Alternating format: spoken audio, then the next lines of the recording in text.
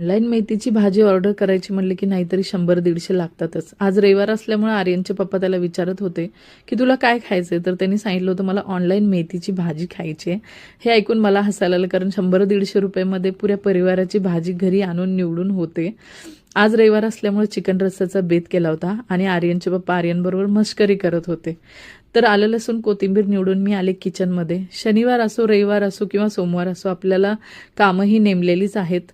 म्हणून मी चिकन रस्सा बनवायला घेतला. आधी अळणी काढून घेतलं आणि मग चिकनचं वाटण वाटून घेतलं इथं मी, आणि मग बाकीचं सगळं अळणी ॲड केलं.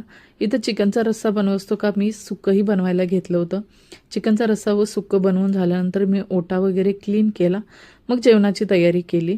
जेवण केल्यानंतर बघू शकता इथं सुक्कंही शिजलं आहे. पूर्ण थाळी तयार केली. आर्यनला जी चीड आली ती सकाळी सकाळी त्याचे पप्पा मस्करी करत होते त्याच्यामुळं. त्याने अचानक चिकनची थाळी बघितल्यावर त्याच्यावर एवढी खुशी झाली, कारण त्याला चिकनचा रस्सा खूप आवडतो. त्याच्यामुळे त्याचं खुशी बघा. दुपारची जेवणं वगैरे झाल्यानंतर आम्ही जरा बाहेर निघालो, कारण आठवड्याची जी पण कामं असतात ते रविवारी सुट्टी असल्यावरच करता येतात. त्याच्यामुळं आर्यनला थोडी डेलीवेअरचे कपडे घ्यायचे होते आणि माझ्या घरातलं कपाचा सेटही तुटला होता. त्याच्यामुळे मी कपाचा सेट घ्यायचा होता मला.